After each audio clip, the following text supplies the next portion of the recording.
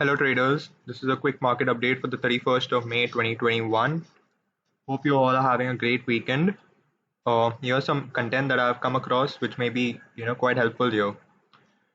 So, so what have we learned this week? US markets continue to be the most gap driven markets ever.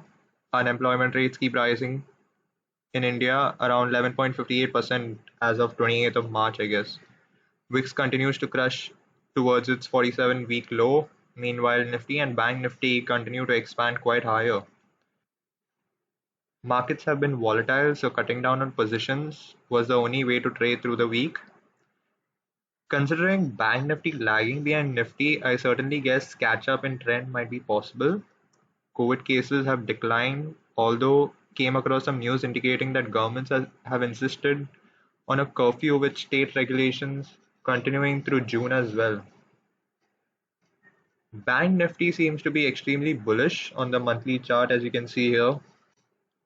A previous resistance has now turned into a really strong support, making this monthly chart quite bullish. I guess seeing higher levels on a medium to long term is quite possible. Although I personally have an alternative view for the short term.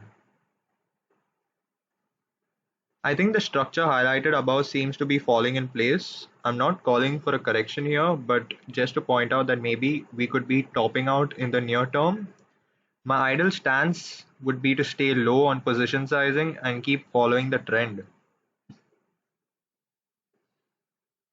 Likewise, Nifty has been stronger in the long and medium time frame. Such a clean breakout from the channel, I mean, you can see here, quite evident. Many are calling out on a bubble, staying with a trend and keeping a decent stop loss shouldn't be that difficult here, I guess. Remember that you don't want to go short at every interval and be disappointed about getting stopped out and missing out on the larger trend. Breaking Nifty into a shorter time frame for as narrow as it can get here, one must keep a watch on what's happening and keep following the trend as long as these patterns don't really break or indicate a change of trend for the short term, I would say.